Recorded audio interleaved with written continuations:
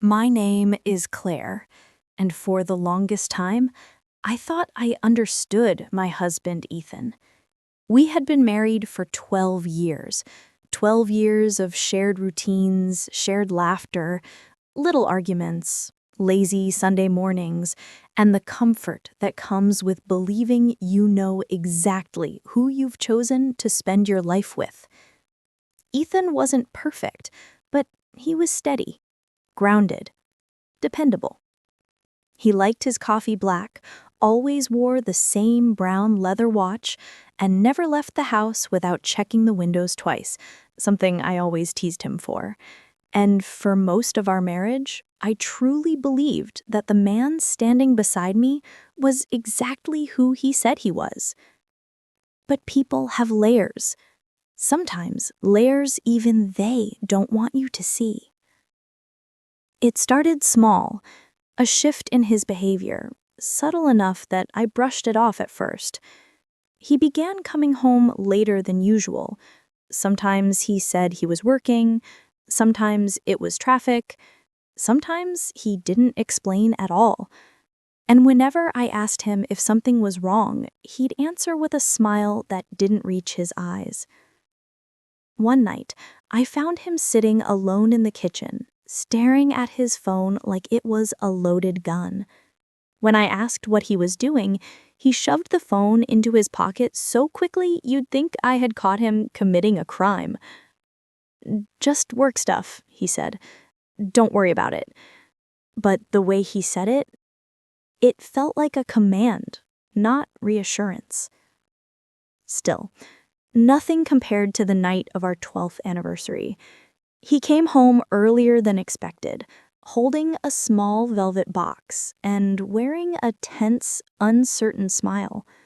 He handed it to me like it weighed 100 pounds. And inside was a dried blue flower, pressed flat, fragile, and a tiny handwritten note. "You can't run from the past." When I looked up, Ethan wasn't smiling anymore. He just watched me, waiting, almost as if expecting a reaction I didn't know how to give. "Is this supposed to mean something?" I asked. He swallowed hard. "Just keep it. It's important." That entire evening felt like a dream someone else was having. Ethan barely touched his food, barely spoke, barely looked at me. And when I walked past his office later that night, I heard him whispering fiercely into his phone. "She can't find out. Do you understand me? If she shows up again, you call me. Immediately." My breath caught. He paused. Then he said something that made my stomach twist. "I won't let her ruin this. Not again." I stepped back before he could see me, and for the first time in 12 years, I felt afraid of the man I married. Over the next few days, things only got stranger. Ethan became possessive, asking where I was going, when I'd be home, who I was texting. He had never been the jealous type, and yet now he was checking my phone when he thought I wasn't looking, asking if anyone had contacted me, as if he expected something to happen. I decided to stop waiting for answers and start looking for them. The opportunity came sooner than I expected. Ethan went out early one morning for work, though it was a Saturday, something he never did. I watched from the window as he drove off, then grabbed my jacket and walked into the garage. His car was locked, but he trusted me enough to never hide the spare key. When I opened the trunk, I expected what? Maybe nothing. Maybe proof that I was imagining everything. Maybe a clue that would tell me he was cheating, even though that possibility hurt less than what my instincts were warning me about. But what I found was far worse. A small pair of children's blue shoes. A locket with a woman's face inside, young, smiling, radiant. And a tiny handwritten note. "Emily Carter, Deceased. I stared at the word deceased until the letters blurred together. Who was Emily? Why did Ethan keep her things? And why had he never told me he knew a woman, much less a child, by that name? My hands shook as I held the locket. The woman inside it had kind eyes and soft features. There was a tenderness in her smile that felt familiar somehow, like someone I should have known. Then I heard Ethan's car pulling into the driveway. I shoved everything back into the trunk, closed it, and ran inside, trying to act normal even as my heart pounded in my ears. He walked in, looking stunned to see me awake. "You're up early," he said slowly.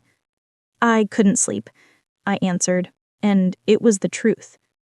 He nodded, but didn't take his eyes off me. I could feel him studying me, assessing whether I knew something, whether I had touched something, whether the past he was so afraid of had finally reached me. Later that night, I confronted him carefully. "Ethan," I said, keeping my voice steady, "is there something you want to tell me? Something about before we met?" He stiffened. His jaw tightened. For a moment, he looked like he might crumble. Then he whispered something that almost broke my heart.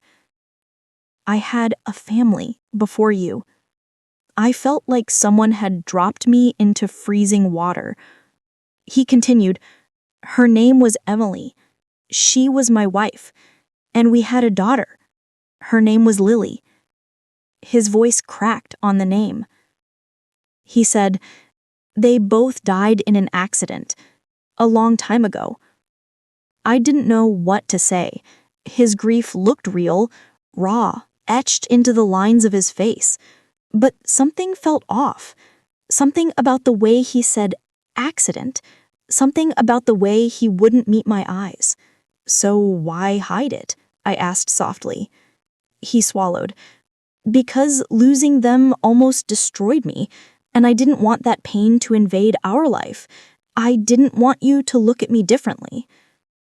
I believed him, or I wanted to. But the next day, a woman approached me as I walked out of the grocery store. She looked exhausted, desperate, like she hadn't slept in days. "Are you Claire?" she asked. I hesitated. "Yes. Do I know you?" She shook her head. "No, but I know your husband. You need to listen to me. He didn't tell you the truth." I felt a chill roll down my spine. "Who are you?" I whispered. She took a shaky breath. "My name's Harper. I'm Emily's sister." I almost dropped my shopping bag. She continued, "I know what Ethan told you, but Emily didn't die in an accident, and neither did Lily." My entire body went numb. "What are you talking about?" I asked. Harper looked around nervously, then leaned closer. "He didn't lose them, Claire. He hid them." My vision blurred for a second. I said, "That's not possible. He told me—" She snapped. "He lied," her voice breaking. "My sister is alive. My sister is alive, but she's not the same person anymore. She's broken.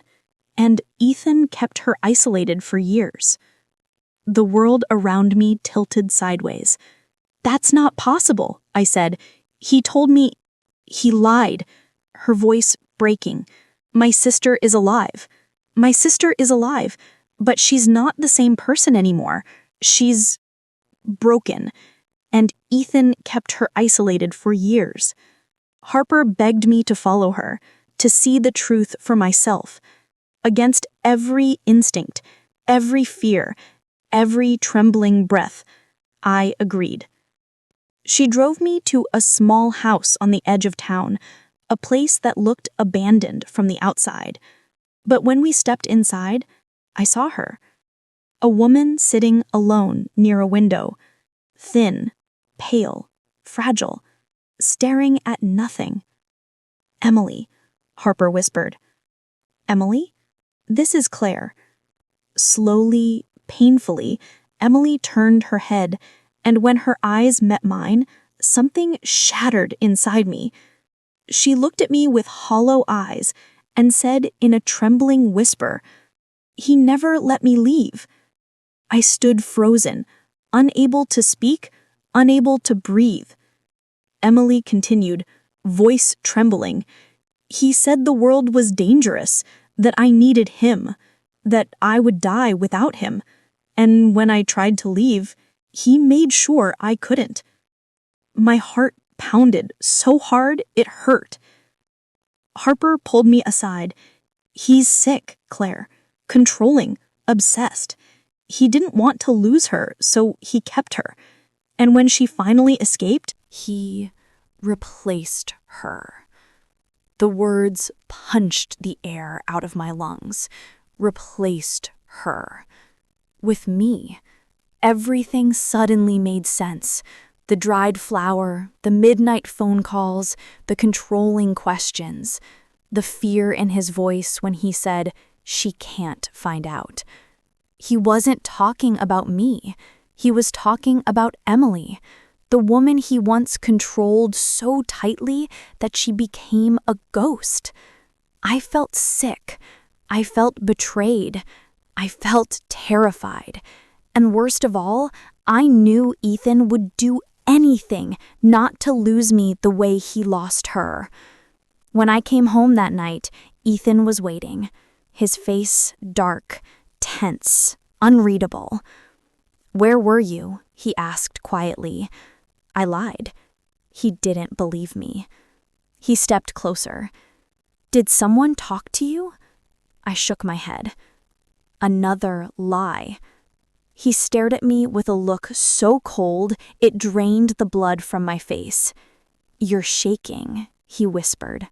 "Why are you shaking?" I didn't answer. That night, I barely slept.